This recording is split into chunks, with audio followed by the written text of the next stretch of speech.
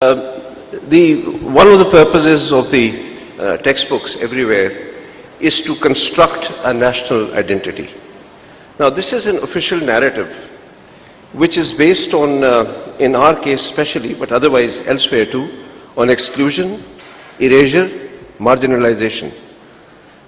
For instance, the exclusion is that anything common between Pakistan and North India, including the language, is erased.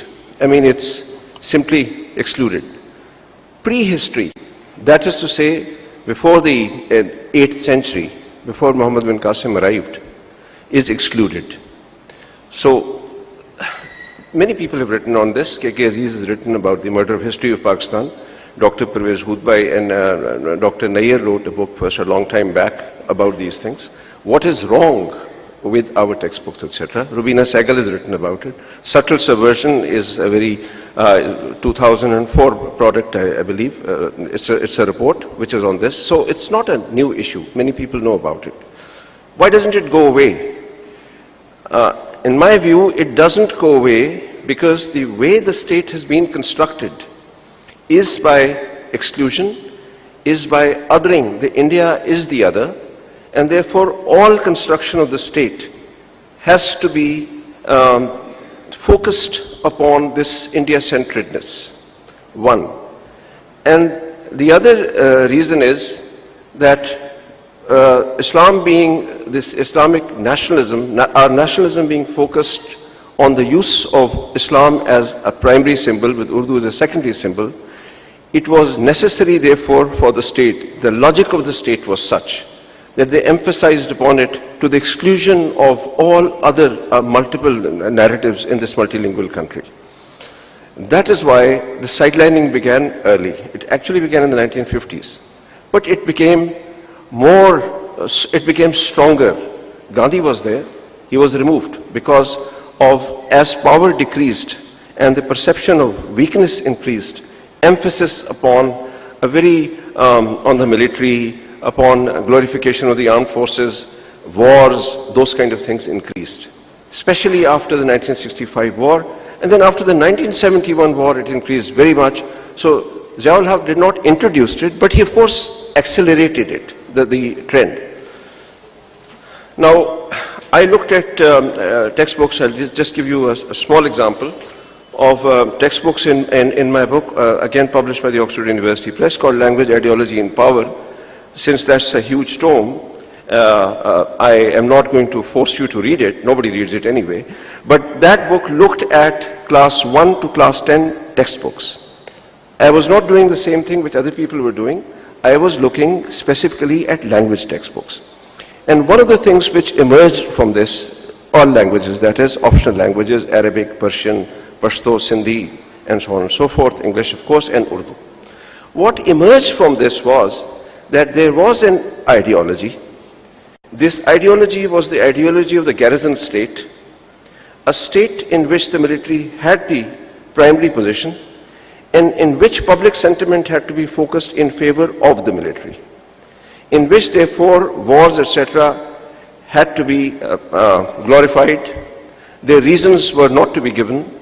They were to be taken for granted as necessary and therefore the duty of citizens, and in which the Hindu had to be vilified because that too was part of this construction, this narrative, in which all sacrifices had to be made necessary for the public in the name of national interest, in the name of security. So Urdu was the language in which was the ideology carrying language. Not that the number of lessons of this kind, ideological lessons, were more in Urdu textbooks. They were not. They were most in Arabic textbooks and in Persian textbooks. And they were also there even in Pashto textbooks and Punjabi textbooks. So as to fight any urge for the sub-national group, ethnic group to sort of assert itself.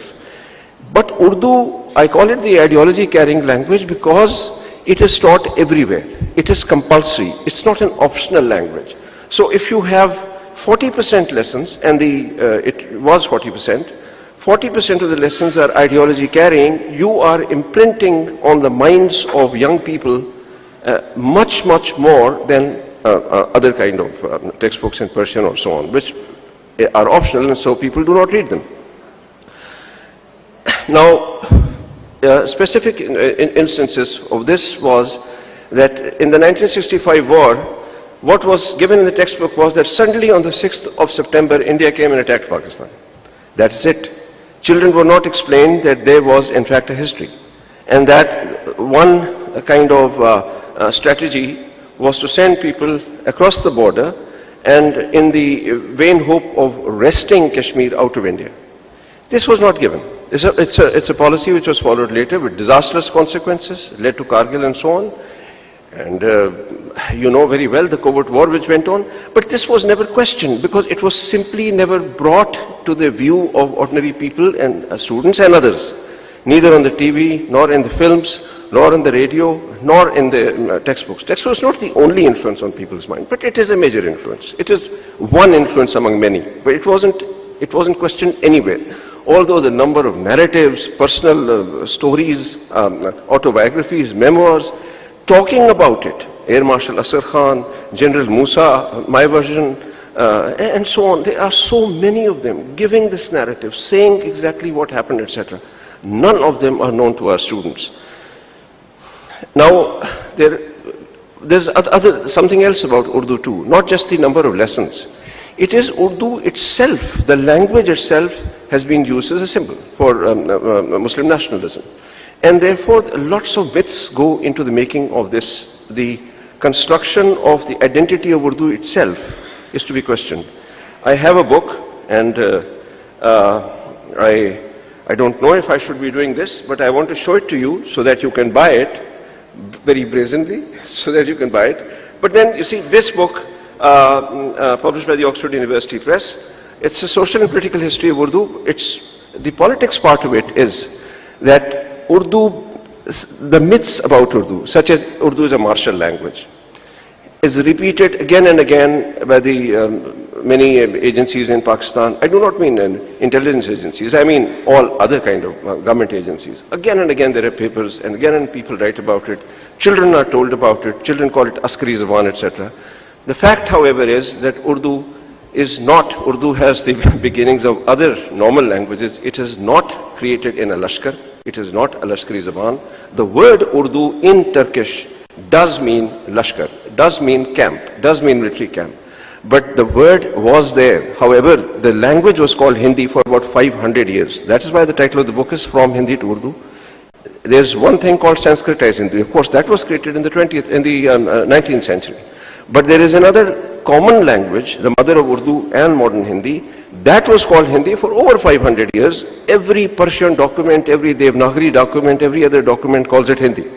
Shaykh Bazukhane Hindi Farmudand. That kind of thing you find in Persian documents. That is hidden from our children. They don't know it. They don't. So why this language started being called Urdu was because it's a contraction of the whole term Zubane Urdu hai Mualla, language of the exalted city. And the exalted city was the city of the king. And in India, the word Urdu was not used for military camp. This is Shamsur Rahman Farooqi saying this. It was always used for the king's city. That is to say, the exalted city, which was Agra and later Delhi, Shah Jahanabad. So that is a myth. Now it's a dangerous myth because in India it embarrasses Muslims. It draws them apart as people who draw their citizenship not from ordinary rights of citizenships, but were conquerors, although they were not. Another myth is that Muslims are Arabs. Muslims are not Arabs.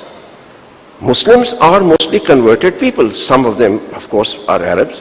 Some of them are Turks. Some of them might be Persian. Some of them are Pashto-speaking people, and so on and so forth. But they were people who accepted another faith. They were Indians first. This is another part which is erased in all our textbooks. I haven't seen anyone mentioning this. The other one, Urdu is a Muslim language. Well, Urdu by its nature is not a Muslim language. It did become a language of Indian Muslims, but there's a construction. It happened. It happens to languages. Latin now is called the language of the Vatican. It wasn't always the language of the Vatican. It was the language of people who oppressed Christians and burnt Christians at one time. These things change. And then Urdu is the national language and therefore a carrier of Pakistani nationalism. Well, that is because we have made it such. Otherwise, Punjabi is spoken by 44% Pakistanis. That could also be a national language. One can have more than one national language. One can question the idea of having only one national language. Those are not done in our textbooks. So our textbooks are therefore another way of keeping the garrison state alive. And that is why I question them. And I believe this is something, unless the textbooks change, we cannot ask for people with more oriented towards peace in Pakistan. Thank you.